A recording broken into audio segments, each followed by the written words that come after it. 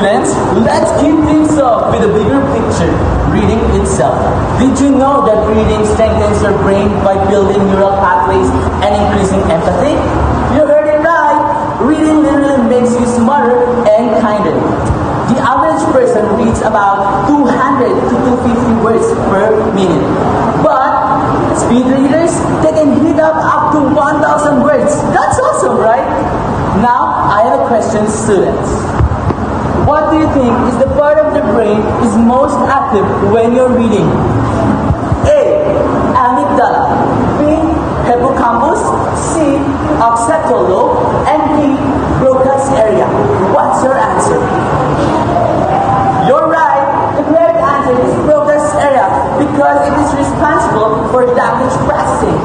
Now, let's have Farhanna. Before we dive into the book, there is something that we call reading. This stage would help us to understand what we're about to read. Think of it like we're stretching before an workout. It activates your brain. I have a question here. Which of the following is not a pre-reading strategy? A. Skimming the text. B. Making predictions. C. Rewriting paragraphs. And D. Looking at visuals. What are your answers? Okay, you got it right. Now, we are in the thick of it. During reading. This is when comprehension and engagement matter the most. Good readers post to clarify, visualize, and ask a question as they go. But did you know, readers who visualize what they read are 3 times more likely to retain the information? Yes, you heard it right. When you read, and reread, there is a possibility that you can retain the information that you've been reading. And with that, I have some trivia question for you. What is a common during reading strategy to improve understanding? A. Highlighting key phrases. B. Taking notes. C. Summarizing the whole text before reading. Or D. Watching a movie version instead. Correct. The answer is letter A. Highlighting or annotating key phrases helps you to track the important ideas in real time. And finally, post-reading. This is where reflection, review, and deeper thinking come in. This is how we truly absorb and apply what we read. So the common activities in post-reading are summarizing, answering questions, discussion, or writing about the reading. Trivia question. What is the main purpose of post-reading activities? A.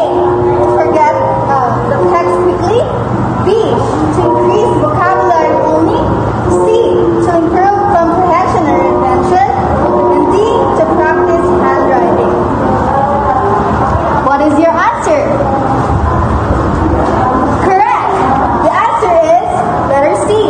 To improve comprehension and retention.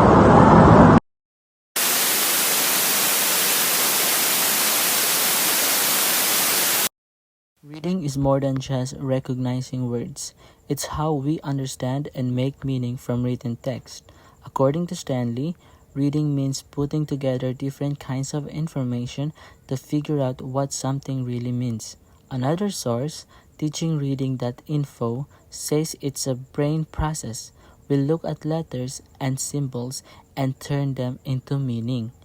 Tension says it all starts with the eyes, recognizing letters and words.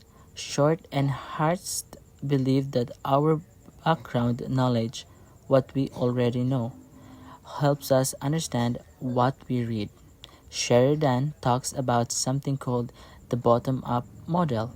That means we start by looking at letters, then words, and then understand the full ideas. And Ravender explains that the more words we recognize, the easier it becomes to understand what we're reading. So, overall, reading is a mix of seeing, thinking, and using what we know to make sense of the text. So now let's proceed on reading comprehension. Comprehension is the essence of reading. It's not just about decoding words, but also making meaning from text. So Reading comprehension, ito na yung ability natin to understand the meaning of text. Hindi lang siya more than just recognizing words, but also it involves actively constructing meaning through interaction between the reader and the text itself. So there are several researchers who have described comprehension in different ways. The first one is No 2010. He defines the comprehension as the process of constructing meaning through interaction between the reader, the text, and the context.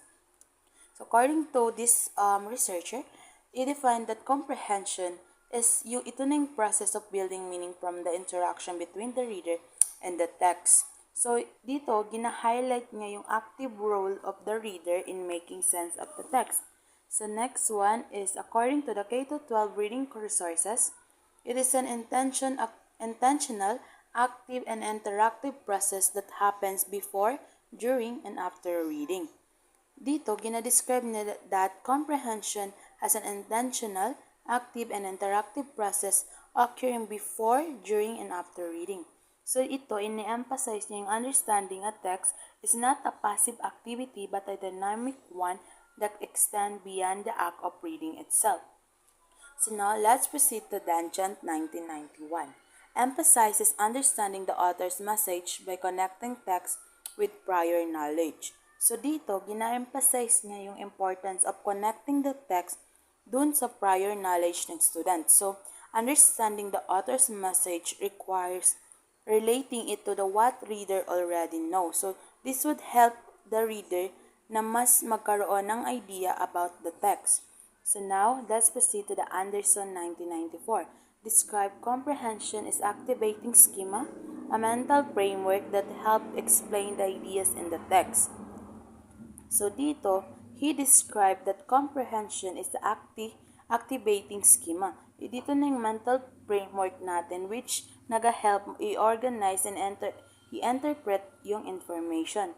So dito, we use our existing knowledge structure para mas maintindihan natin yung new information.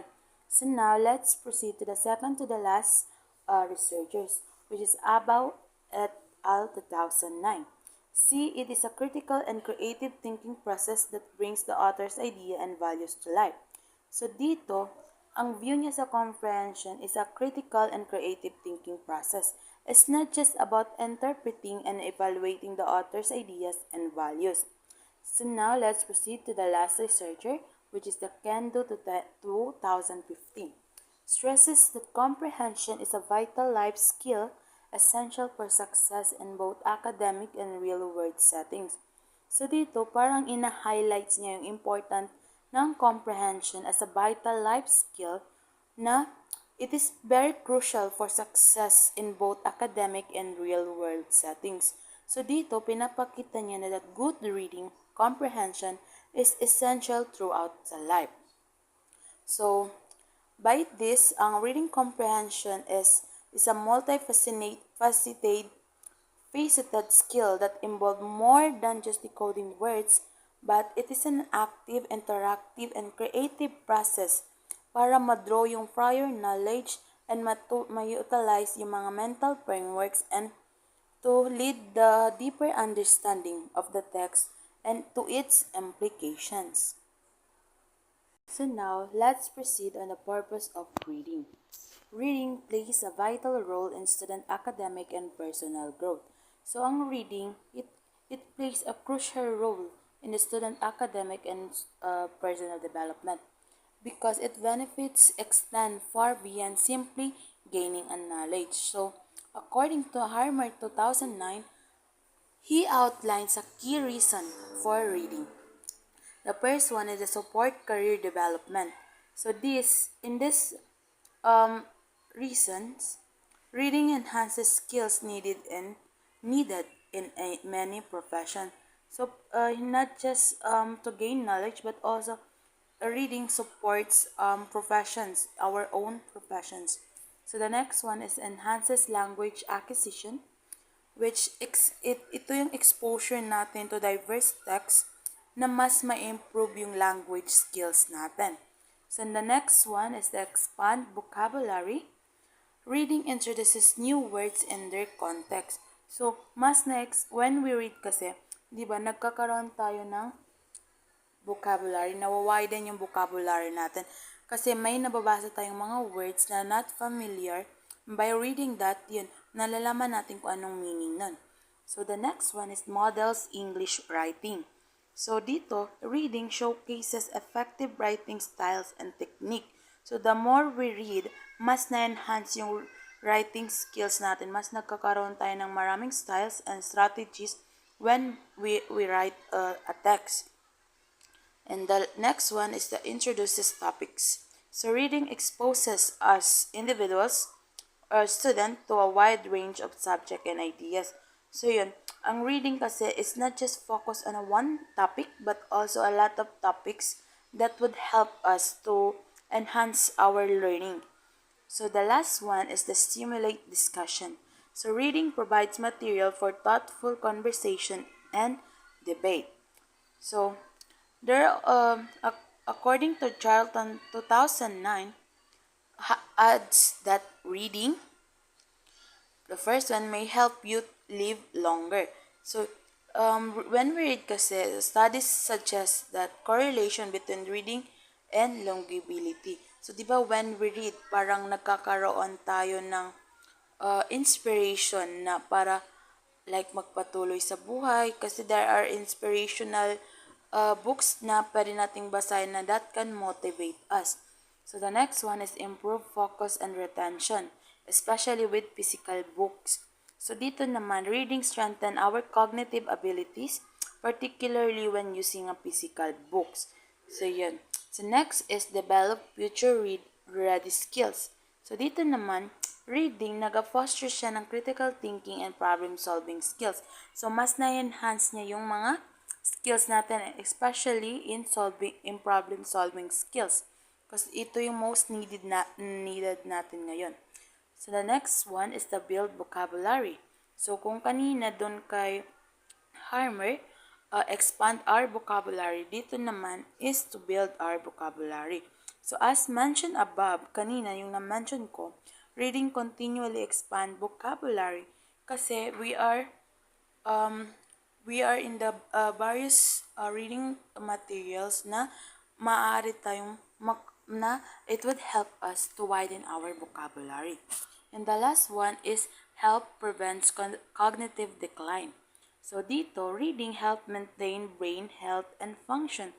So sometimes kasi when we read is parang nawawala yung stress natin. So it may help us na mas strengthen yung health ng brain natin and mas mag-function agad. So because of these benefits, reading must be taught intentionally using effective strategies. As a future educators, it is our responsibility to teach reading in a ways that make learning meaningful, engaging, and lasting. Teaching reading involves helping learners develop their key skills like phonemic awareness, phonics, fluency, vocabulary, and comprehension. So the common approaches include phonics-based, whole language, and balanced literacy. So the effective strategies often combine guided, shared, and independent reading activities to build understanding and proficiency.